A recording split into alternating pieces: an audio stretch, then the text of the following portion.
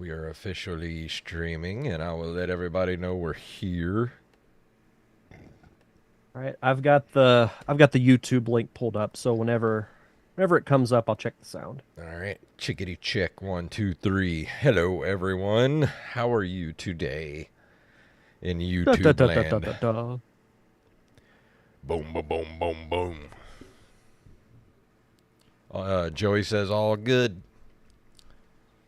Yep, All righty. sweet. Like, I guess it's time to start the show. As we say down here in the South, I reckon. I reckon that'll work. All right, I here reckon we that'll are. be all right. In 3, 2, 1.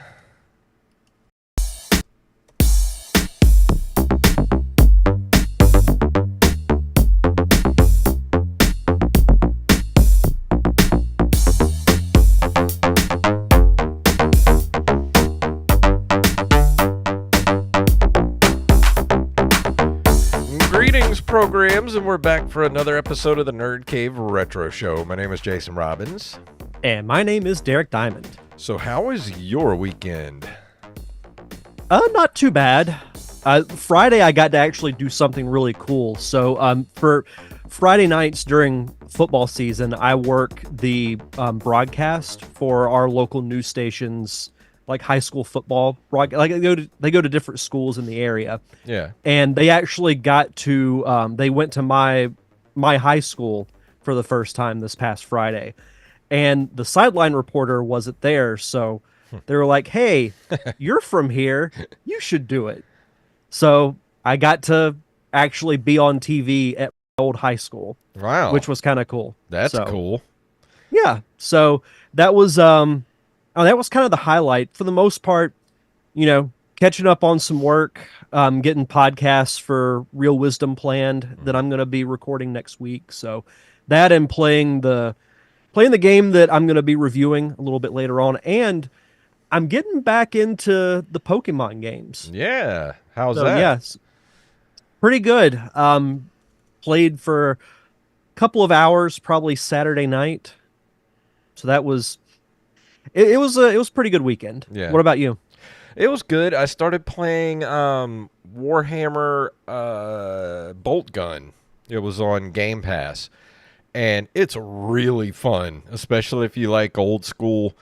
They're calling them boomer shooters now, these kind of games. And it's pretty much, it's like an upscaled version of Doom. So it's that style of game. So if you enjoy that, definitely go check out Bolt Gun. If you have Game Pass, it's free, and I've been playing the hell out of it. You're like the third person today that's told me about that game. Really. No joke. Yeah, in one of my group chats, a couple of them have started playing that game, and they've said nothing but good things about it. It's really good, especially if you like old school shooters. Just go try it out. I think you'll really like it. I'm terrible at those, but I still have fun playing them. So. Yeah, but the thing is you can put the difficulty on low. So I'm just going through just destroying everything, and I'm like, this is awesome. So I'm playing on like the lowest difficulty. There's a certain amount of power you feel, even though it's on the lowest difficulty, Yeah. but when you can just go through areas and just wreck stuff, Yeah. it's just like you're like Palpatine in Revenge of the Sith. Yeah. Unlimited power. And Joey in the chat room says, I spent the whole weekend playing Days Gone. That does not surprise me in the least. Yeah, he might be talking about his vacation where he went to Oregon to Oh, see some of the locations. yeah, that's right. He is talking Yeah, about that. we got all kinds of pictures from him. Yeah, he's been and they sending were us really pictures. cool. He spent the week in Bend, Oregon, where the Days Gone Bend Studios is at, where Days Gone is set, and he's been sending us pictures, like settings of real life places that are in the game, and it's awesome. So he was in Days Gone, not playing Days Gone. He was in Days Gone. Though I could see him spending a week playing Days Gone. Yeah, he could do that too. I'm sure he was probably playing some Days Gone while he was in Days Gone. I think that I'm a diehard fan of things, and then I see the pictures he sends of him going to Oregon, and I'm like, you know what? My fandom is obsolete at Yeah. this point. And he got to go to the last Blockbuster too. I'm so jealous. Yeah, I know that was pretty cool. But that was awesome, Joey. You should share some of your pictures in the Discord with everybody that you took, Yeah, so everybody can absolutely. see how cool those locations really are. Yeah, But that's about it. We got some news to get to. You ready to jump into it? sure.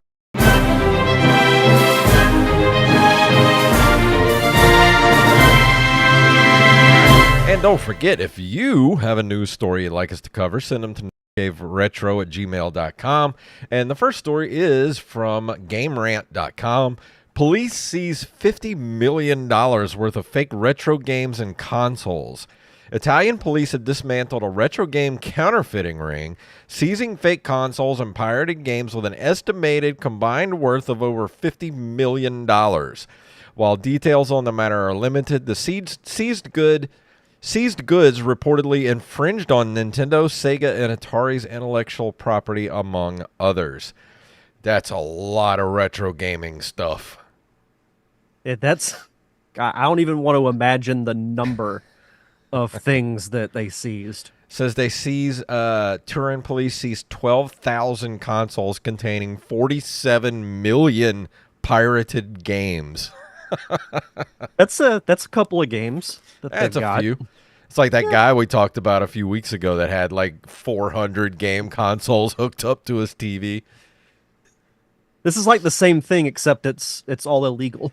Did they just raid his house? Is that what this is about? They just went to that guy's house and I just want to took know the everything? story behind like how they found out. Yeah. It really doesn't say. I guess we'll find out as things progress, but man, $50 million worth of fake retro game consoles is, God, that's a lot, man. I have so many questions about this. Like, one, how did the police find out about it? Two, was there just nothing else going on that they raided this guy's house that was full of pirated games? And how long has this guy been compiling all this stuff? Because I Yeah. imagine this has to be, you know, decades of collecting Yeah, this sheer amount of stuff. that's crazy. Yeah, it says here a detailed list of the seized products has not been made public. However, authorities said that the now destroyed retro consoles infringed on numerous intellectual properties, particularly those from Atari, Nintendo, and Sega. I mean, all you had to do was say Nintendo, and I would have Yeah. bought the whole story. Yeah. Street Fighter, Super Mario, and Star Wars retro games were among the most numerous pirated titles found on the seized device or Wow. devices. Well, I want to see a full list. they of could all have this. sent us one of these consoles. They could have sent to Yeah. us. Yeah, I mean, I would have paid for it, and then it wouldn't have been like I would have legally purchased it, Yeah. and then we'd have consoles. Yeah. Could Come you on. imagine like this wall back here just like lined with Yeah. consoles and games? That'd be sick. That'd be awesome. Yeah. Next up from NintendoLife.com, the Last Ninja Collection brings 7 retro games to Switch in 2025. The Last Ninja Collection Kickstarter campaign went live earlier before, and in less than an hour, it reached its funding target. It means the collection is officially on the way to the Nintendo Switch in 2025. It will bring together every Last Ninja title across the Commodore 64, ZX Spectrum, and Commodore Amiga. This includes the different versions of each game. Along with this, there are also some bonus titles, including the International Karate Games and Bangkok Nights. It's quoted, a tribute to the golden era of computer gaming that brings together 7 iconic titles for the first time with exclusive memorabilia. This is more than a collection, it's a celebration of gaming history and the preservation of pioneering games from the 80s and 90s.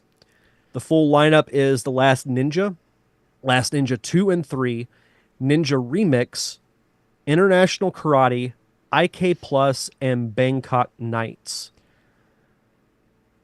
So what do you think? I think this is cool. I never got to play any of these, but this just seemed interesting to me because I had a Commodore 64.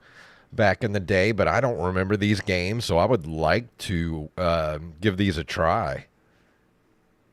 Get this, the goal on Kickstarter was $13,159. Mm-hmm. Through 635 backers, it raised Jeez. $75,915. I would say they blew past their goal there. And to that I say, let Nerd Cave Retro hold $1. Yeah, let us hold $1. That's I insane. And there's know. still 23 days to go as we're recording this. That's We'll nuts. have to take a look at it when it's finally done and see what the final tally is. Yeah, I mean, I'm trying to see like what the some of the perks are. Let's see, that's just what the game includes. Uh it's not really saying. It's got a pretty detailed description of all the games. Okay, so here are some of the tiers. Okay, yeah, I'm looking up rewards right now. Yeah, so yeah, bronze supporters get digital wallpapers and a name credit. Silver supporters get that plus a digital code. If you're a gold supporter, you get a physical copy. Platinum, you get a digital PC version in addition to the physical Switch version. And you get a Last Ninja face mask and rubber shuriken. That's awesome. Oh, that'd be cool. Exclusive footage. Yeah, there's a lot of stuff. Yeah, Man, that's crazy. That's pretty detailed for a collection like that. I know. And it actually shows pictures of everything that you get. Yeah. So go Yeah, check that definitely. out.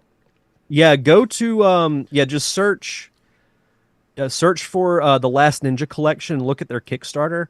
They've way past their goal, but still it's really cool seeing all the stuff you get. Yeah, And if it's still you're open, so you can still back it. yeah, you still got like 28 days left. So it's Yeah, so you got plenty of time. plenty of time. And this next story is from USA Today. GameStop turns select locations into retro stores selling classic consoles. The video game retail company is turning some of its stores into GameStop retro locations selling older consoles and games for old school players.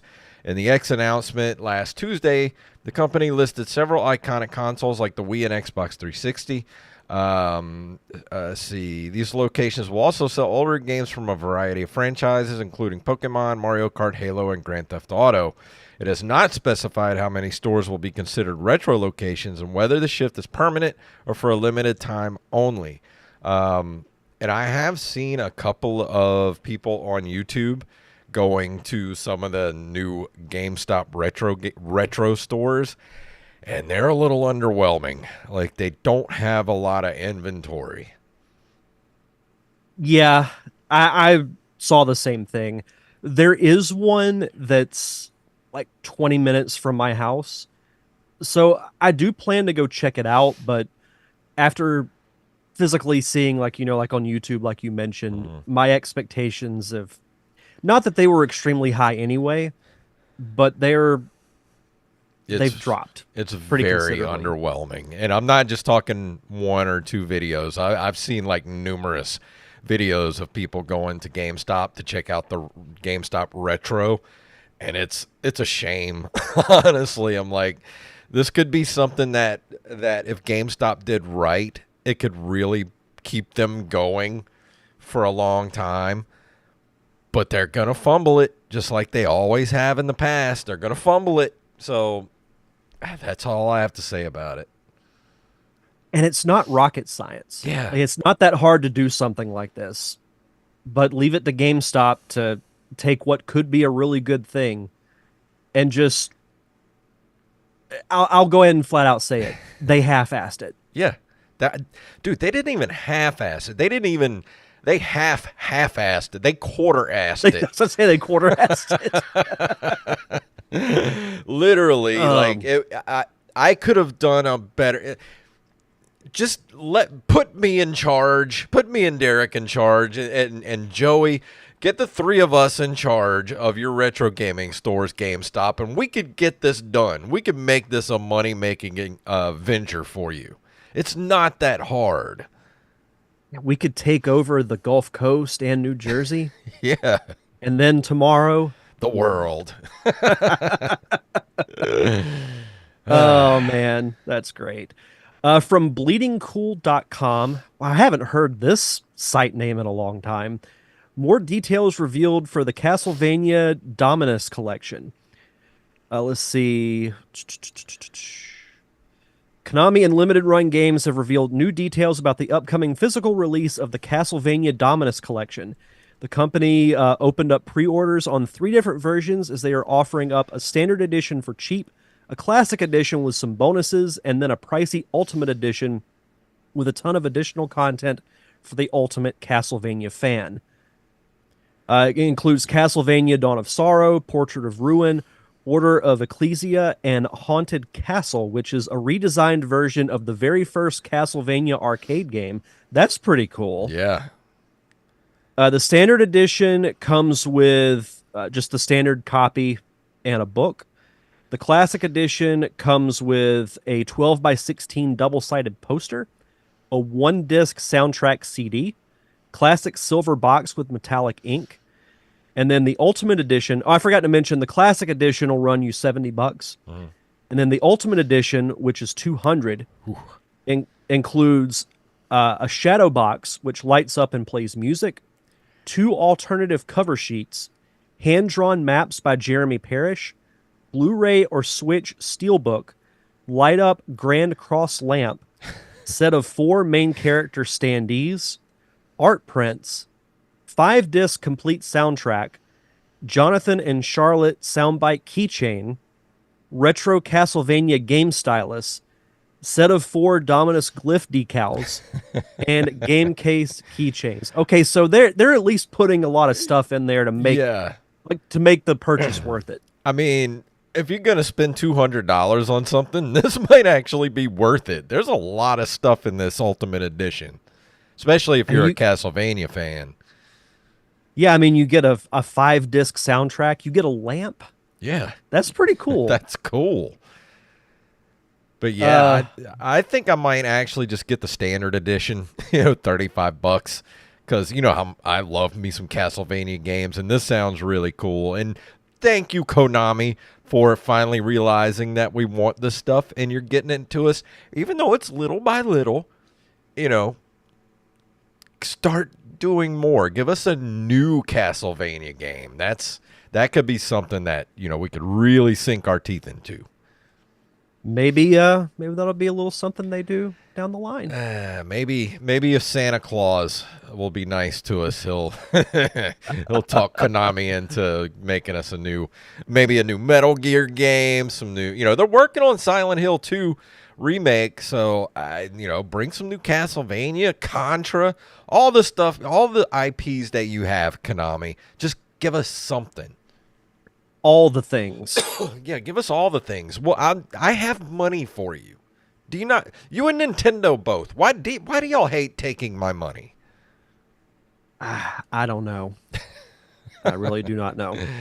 And that brings us to the end of the news. You know what time it is now? It's time for This Month in Video Game History.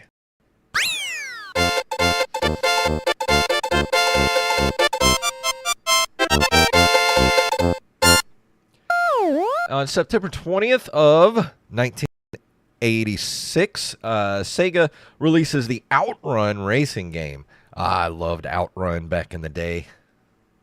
I dig that arcade flyer. It's got like it almost looks like when I was a kid, I used to have this like the floor mat. Yeah, the floor mat. Yeah, that's what it reminds me of. Like you'd have the cars and the little signs you could put up. That's what that reminds me of. Yeah, because I've never seen that actual artwork before, the arcade flyer for it. And it does. Yeah, it looks like those little floor things you were talking about. Yeah. But I love Outrun, though. Outrun's all. Every time I see an Outrun arcade game, I just want to play it. The graphics look pretty good for a game that was made in the mid 80s. Yeah, they were always good. I'll have to check this out because you can also get it for the Master System, the Genesis, Game Gear. Well, I won't play it on Game Gear, but the Saturn. Maybe I'll we have we reviewed this? No, we haven't. Okay. This sounds like might be right up your alley to do Okay. it. Yeah. Have to keep that in mind. Yeah.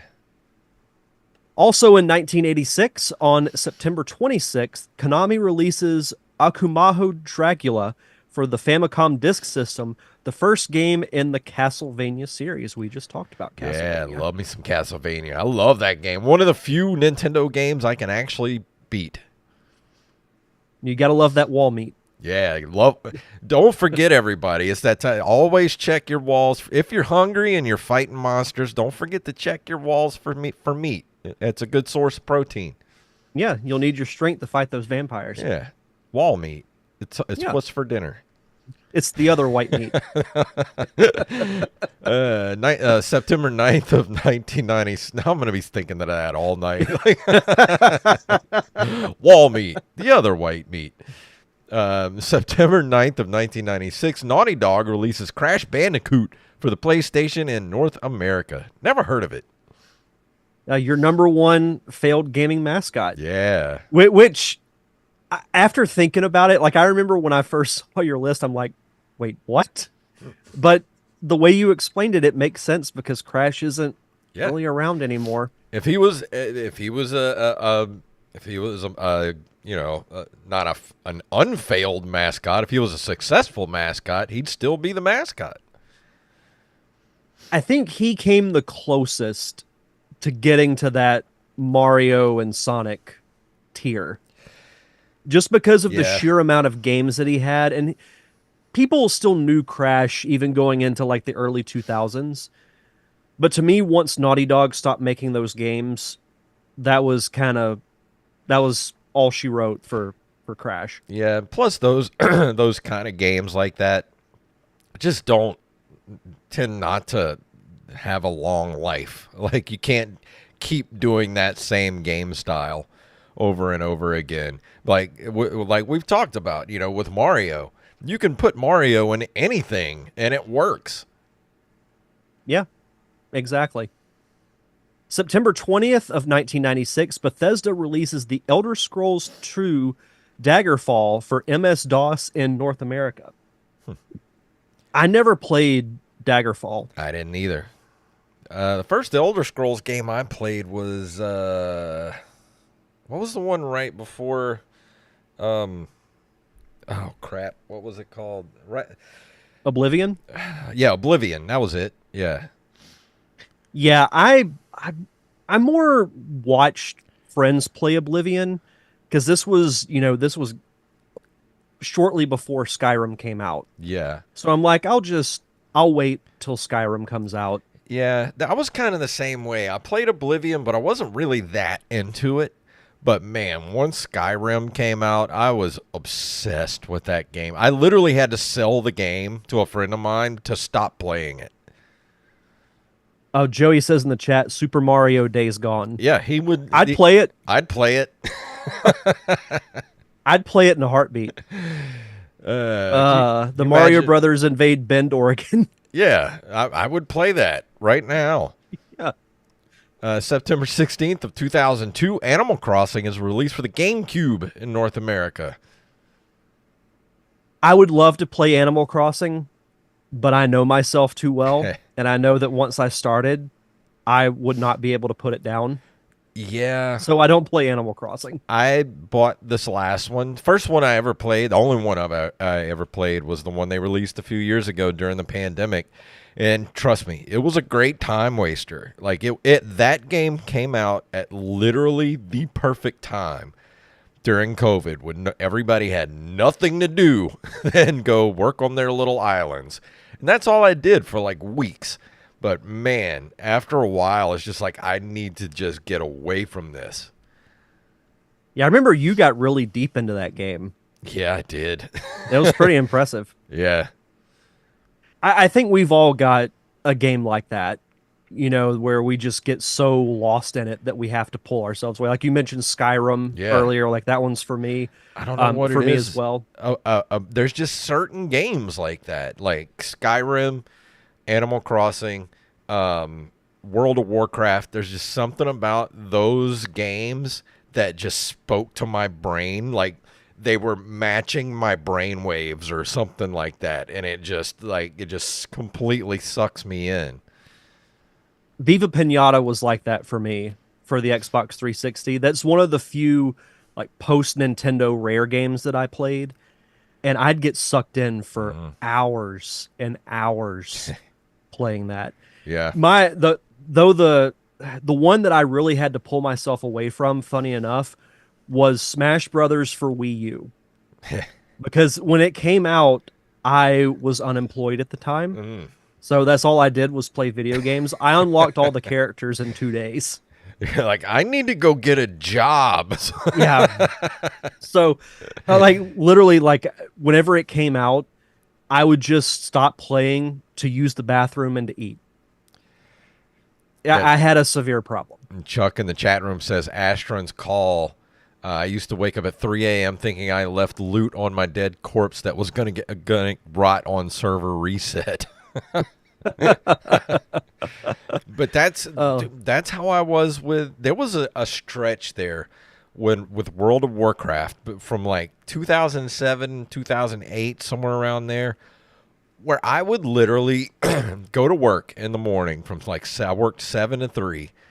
I would go to work 7 to 3, get home, eat, play World of Warcraft till like 3, from like 5, 6 in the afternoon till like 3 or 4 o'clock in the morning, get like 2 hours of sleep and go back to work. And I did that for like months on end. I don't really remember much of 2008 because I think just sleep deprivation just wiped it out of my brain. There's no way I could do that now. No. My body struggles to stay up past like 9:30 now. Yeah, no, dude. If I don't get at least 7 to 8 hours of sleep a night, I am ruined for a week. Yeah. That's pretty much how I am now. Joey says, like I do now with WoW, except I'm unemployed. Yeah. Dude, if I was unemployed, I'd be playing some WoW too. Why not? Yeah, I'd be playing way more if I was unemployed, but then I'd be broke and I'd be sad. Yeah, and have your computer hooked up to a Wi-Fi underneath a bridge somewhere. Yeah. I'd be doing the podcast from a different location. I'd sneak into a Starbucks and be like, yeah. "Welcome to this week's edition of Nerd Game Retro." Coming All right, from the and homeless shelter on Howard Avenue in Biloxi.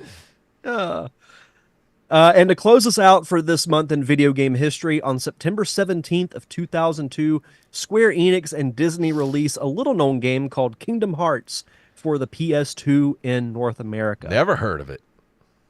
It was all right. Yeah, it was all right. I will say it took way too long to get that third game. What are they up to now? What is the newest game? They've done like 20-something spin-offs. It's crazy. Between 2 and 3. Which makes no sense. I get some of the spin-offs are good. I've only played like 1 or 2 of them. But man, that first Kingdom Hearts game, I remember reading about it and I'm like, I don't know how this is going to be.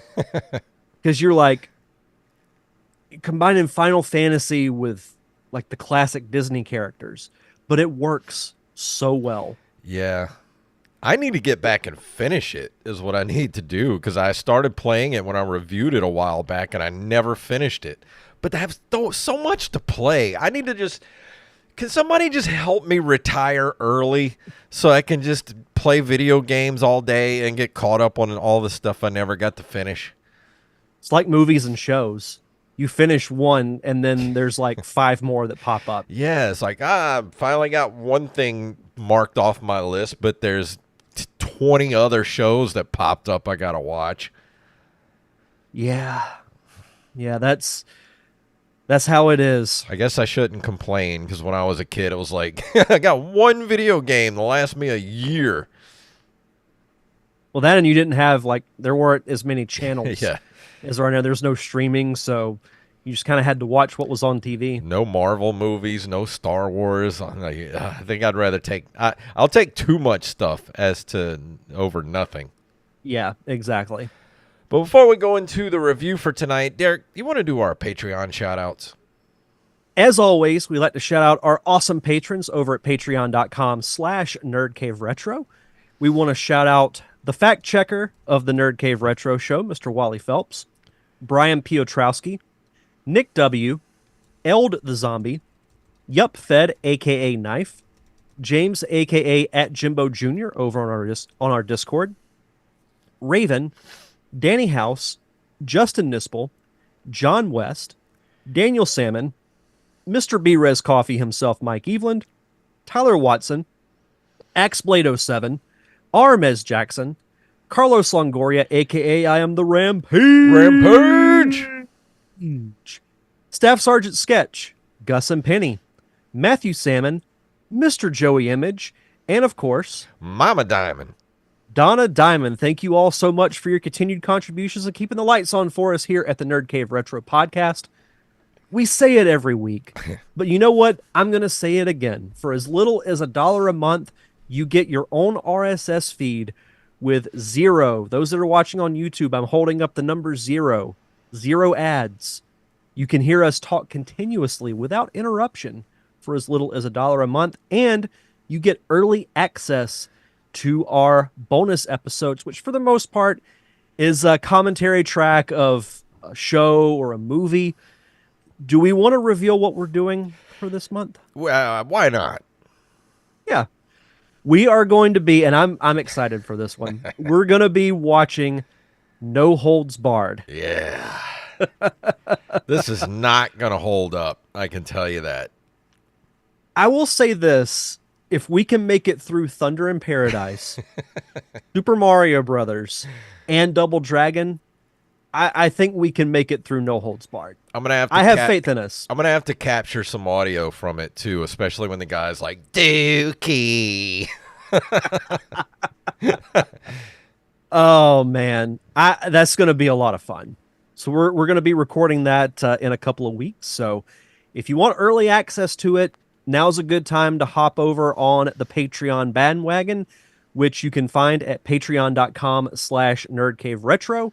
And for new patrons, be sure to send us your social media info, whether it's Twitter, Facebook, or Instagram, so we can give you a proper shout out. And tonight, we're going to be talking about...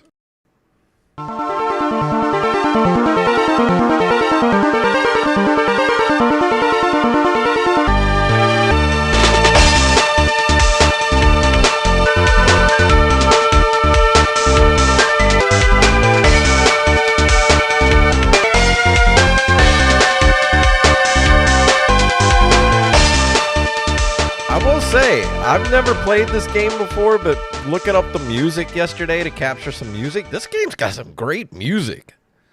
If you just want to keep that track playing through the rest of the episode, I wouldn't complain. No, the music's great, and the first of all, the game I'm going to be reviewing, because I have a couple of questions for you before I really dive into the review. The game that I'm going to be talking about is Dragon Ball Z: The Legacy of Goku, which was released on May 14th of 2002 for the Game Boy Advance. So how familiar are you with Dragon Ball Z? I know a lot about it, but I've never seen a single episode. And here's the thing, is it's something I would really be into, because especially like it started to become known even back when I was in high school. Like around 93 or 94, I think, is when it started to really make its way over here. And it was, it was kind of a word of mouth type of thing back then. And I have talked to people that are really into Dragon Ball Z, and I've got friends that have tried to talk me into starting watching this, but it's so daunting. Like, there's so much of it. Like, I just don't even know where to start. It's kind of the same with me. I remember hearing about it in high school, but I never really had the interest to watch it. And then they started to release the seasons on DVD. And my friends were like, "Oh, you got to watch Dragon Ball Z. You got Yeah. to watch Dragon Ball Z." And after the first couple of episodes, I was hooked on it. It's really the only anime that I've seen. I've seen every episode of the show. And then earlier this year, Akira Toriyama, who created Dragon Ball and Dragon Ball Z, passed away, and that kind of reinvigorated my interest in it.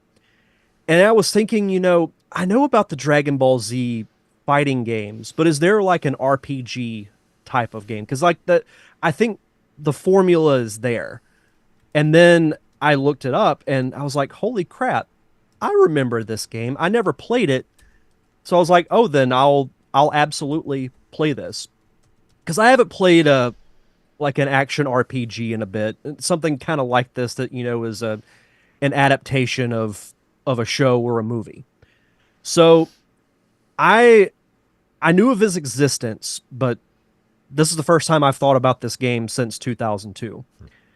From the moment that I turned the game on, seeing the full video because it shows like cutscenes from the cartoon, and I thought, okay, that's really cool. And then it reminded me, wow, this was for the Game Boy Advance, and like things from like the Super Nintendo or the NES, like you'd see like the still images, and there would be like text beneath beneath the screen to kind of describe what was going on. But this is showing like full motion video, and it looks like it's ripped right from the cartoon. So I thought that was kind of cool. And then, oh, Rampage just started episode 1. uh, oh yeah, I forgot about Dragon Ball Z Kai. I haven't. It's the same show, but they cut out a lot of the filler Yeah, that's because there what is he a lot says. of it. It's he says Rampage in the chat says watch DBZ Kai. It's shortened for the week. I Hey, mean that. I will proudly say I'm a weakling, sir. That's why I'm playing Warhammer Bolt Gun on the lowest setting. So yeah, once I started playing this game, it has the look of a Super Nintendo game, which is kind of the norm for the Game Boy Advance. I always Yeah. called the Game Boy Advance like a portable Super Nintendo. So the cutscenes and the look of the game and the music, you played a portion of it at the beginning, are all really good, and it captures that feel of the show. And so there are 3 Legacy of Goku games that stretch over the entire series. So this starts at the beginning of Dragon Ball Z and goes through the Frieza saga, which is I think like 4, maybe 5 seasons. Well, no, it's not that many. Maybe like 3 or 4. So it starts out at the beginning of what essentially the show is, where Goku's brother shows up, reveals to him that he's a Saiyan from another planet. He kidnaps his son Gohan, and then you have to obviously go and fight him and try to rescue him. That's where things start to differ from the show, because you have to do all these different side quests to get to Raditz. And I hate to say it, I kind of got bored with it. And maybe it shows that my attention span is not what it was 10, 20 years ago. But I found myself like, I want to get to what happens in the actual story. Like, I want to get to Raditz. I want to fight him. Then I'm thinking, okay, well, then we'll do some kind of training. Then Vegeta and Nappa will show up. We'll fight them, so on and so forth. And eventually that does happen. But there are a lot of chores and side quests that you have to do throughout the game. And I get that you have to add those elements in order for it to, because otherwise it's going to be a really short game. Yeah. And if that's the case, then you might as well just play one of the fighting games. But even though it bored me at the beginning, it still was kind of cool being in that universe. Like, I think it captured the Dragon Ball Z universe very well. I just wish there wasn't so many, I'd call them pointless side quests that you have to do. So like at the beginning of the game when you're trying to save Gohan, you go through this village and you can't pass through it until you complete all of the objectives. And I'm just like, man, I just want to fight. That's all I wanted. Like that. Like I like the Dragon Ball Z fighting games. You know, me and my friends used to play. I think it was the Budokai games Hmm. for like Xbox 360 and whatnot. Those were a lot of fun. I'm curious to see if the sequels are any better. I'm not entirely sure because I know nothing about them. It just kind of But seems like from your description, like it's like they had a lot to pull from with Dragon Ball Z, but it just sounds like they didn't have enough game, so then they just kind of made it like chorey, you know. And I don't like chore games. to be fair, if you look at some of the other adaptations, even going back to like the NES or the Super Nintendo, there were liberties taken. I call them liberties because I mean they're changes from the original story. You know, like eventually you get to the same objective, but it's just like you take the scenic route. Mhm. It's like with I remember with Toy Story, there's all kinds of stuff that you have to do in the game that wasn't included in the movies. Yeah, But you eventually get to what happens.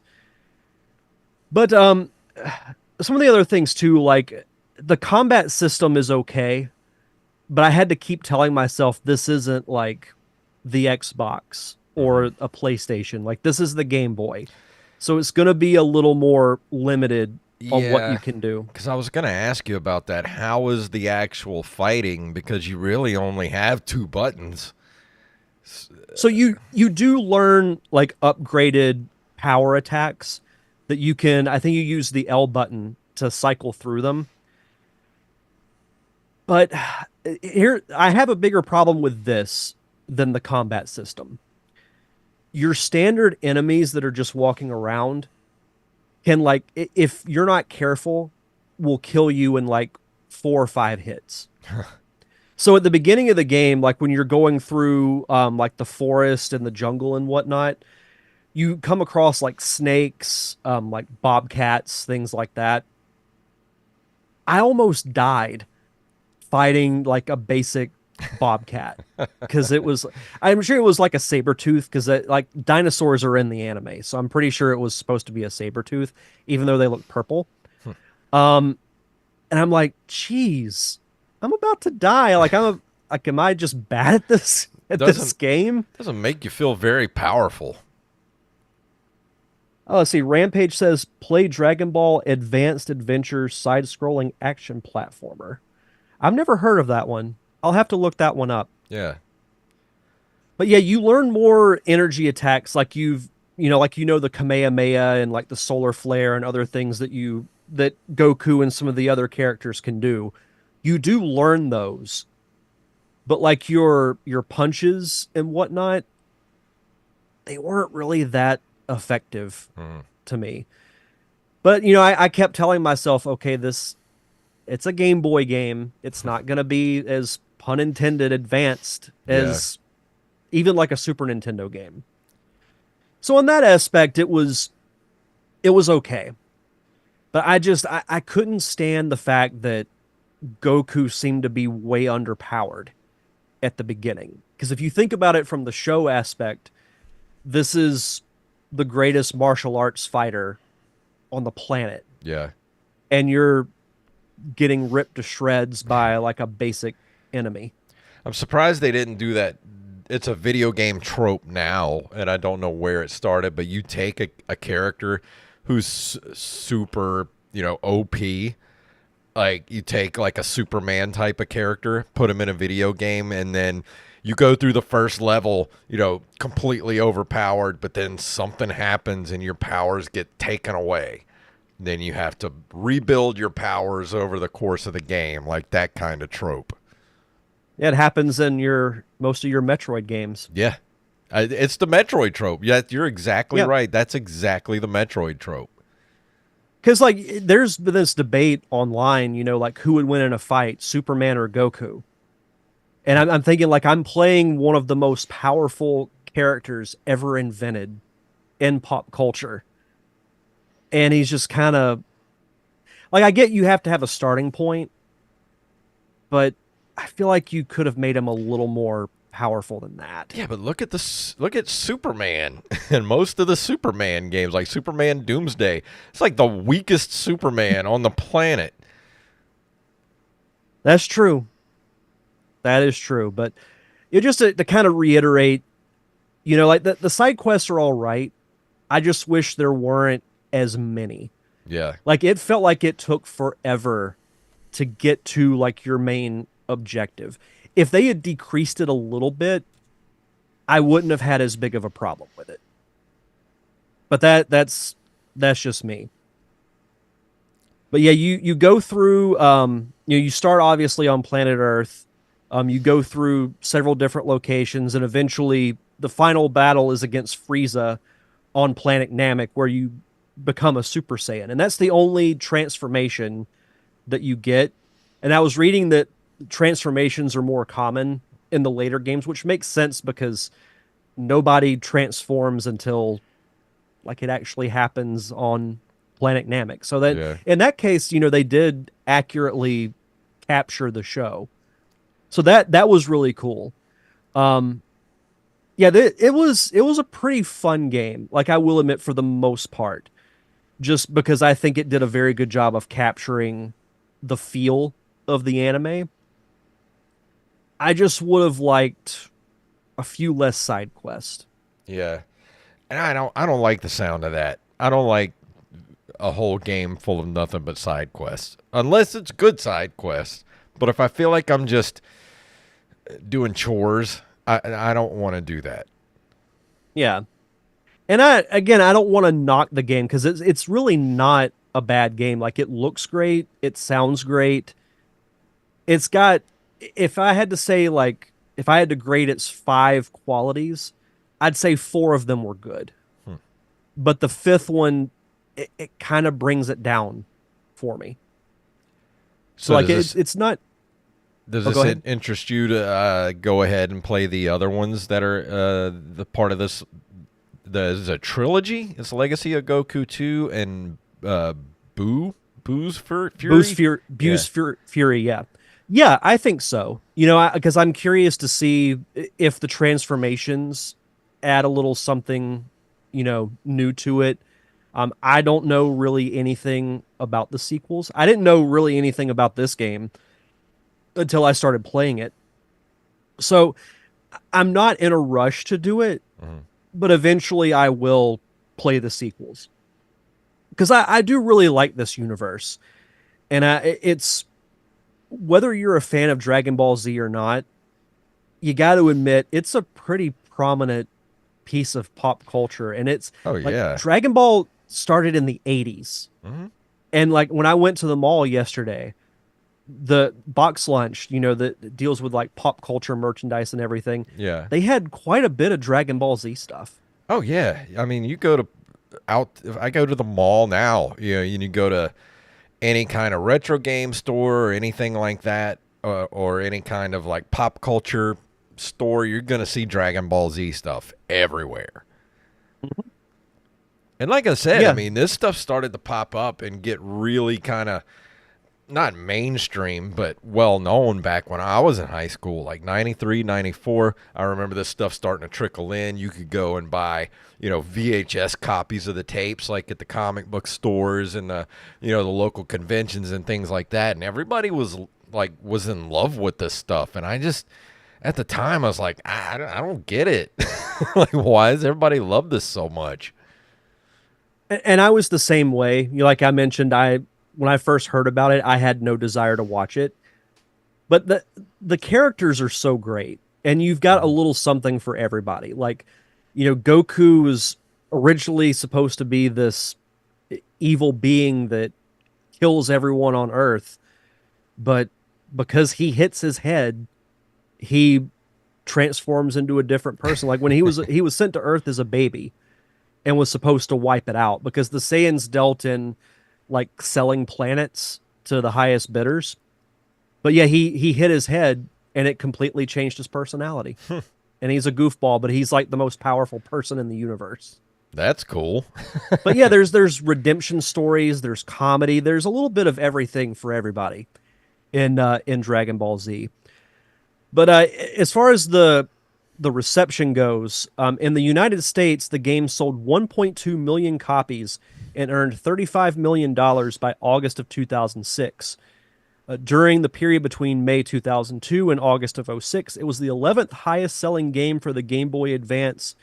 And as of 2017, the game has sold 1.4 million copies in the United States. Wow. It received mixed reviews according to Metacritic. Metacritic gave it a 53 out of 100. EGM gave it 5.83 out of 10. Game Informer 7.5. GamePro 3 out of 5 stars. IGN 5.8 out of 10. Nintendo Power a 2.7 out of 5. Wow. So that's like just over the halfway point. Yeah, it's either. It seems like this was either a love it or hate it type of game. Which is funny because I'm kind of in the middle of it. Really? Like I want to like this game, I think, more than I actually do. Yeah. But one other thing I will say before I give my number score, you could tell that this, I think, was made for a younger audience because of this. Maybe it's because of the limited hardware, but I feel like this game was made for a bit of a younger audience because of how simple the gameplay is. Yeah, you're probably right. But that's not necessarily a bad thing. Yeah. I mean, if it's a fun game, it's a fun game. Doesn't matter who it's for. Yeah. So if the side quests weren't such a big factor, I would probably give this game like a 7 or a 7.5. I'm going to give it, I think a 4 is too low. Ooh. I'm going to give it a 6.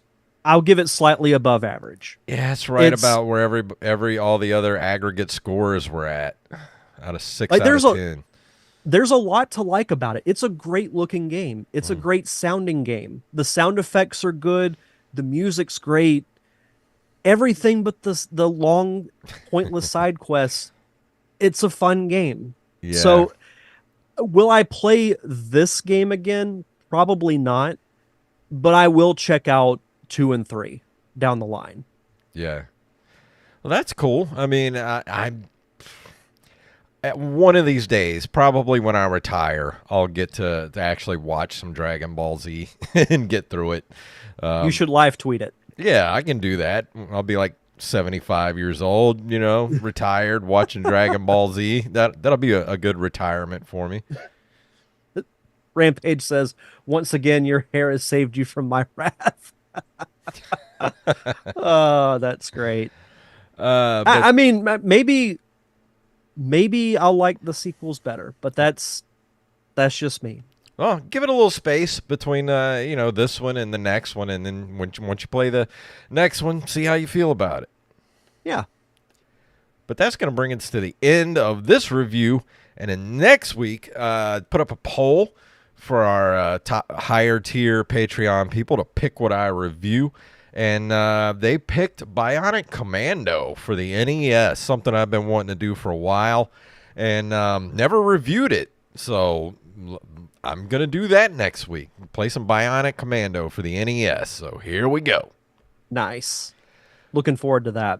But that's going to bring us to the end of the show. And Derek, what is going on with Real Wisdom? Yeah, so up to lucky number 7 for the episode count.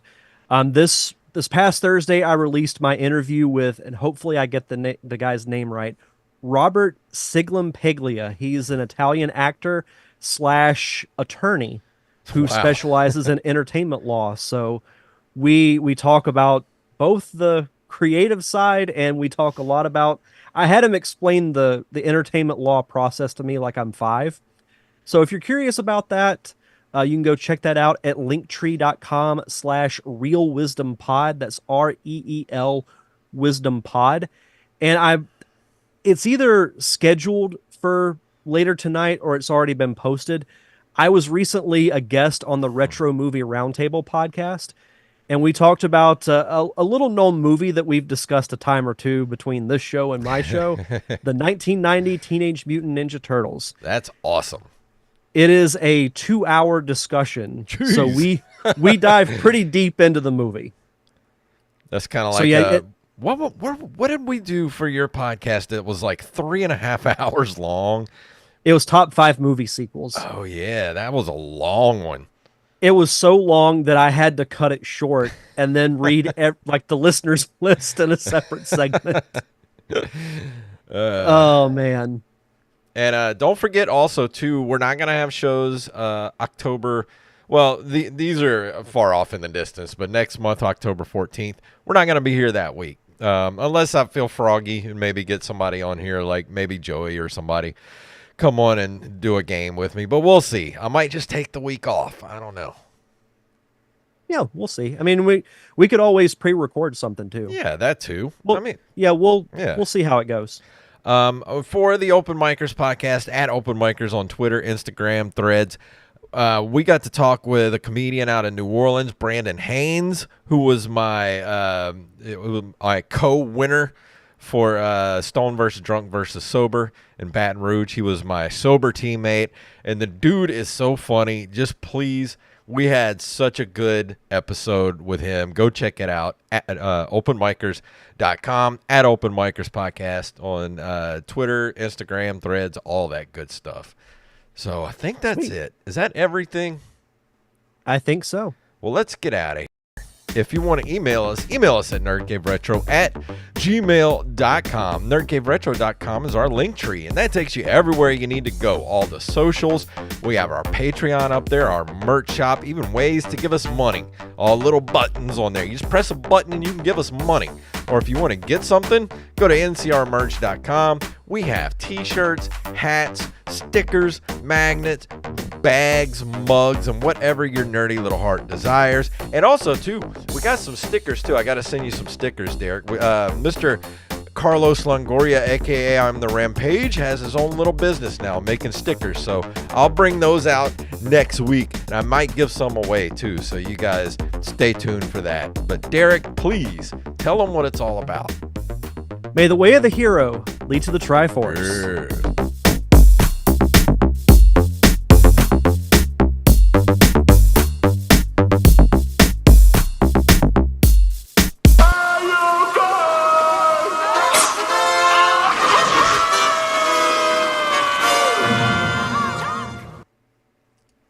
And that's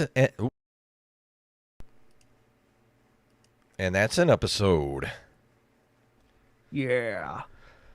So that was fun. Yeah. Also, I actually felt like that was a really good episode. Yeah, I just want to show some of the stickers that Okay. for everybody still watching on YouTube. These are some of the stickers that Rampage did nice. for us. So we're gonna have these available really, really soon. So Those turned out great. So go check him out at linktree.com/edigitaldesigns if you need to get some stickers and stuff made, some vinyl stickers, all that kind of good stuff. So go check him out, everybody, and I'll put that link in the show next week when I bring out all the stickers and everything, and I might I'm gonna give some away to people. So and I'll send you some too, Derek, in the mail. I'll do that. I appreciate it. But thank you, everybody, for watching on YouTube.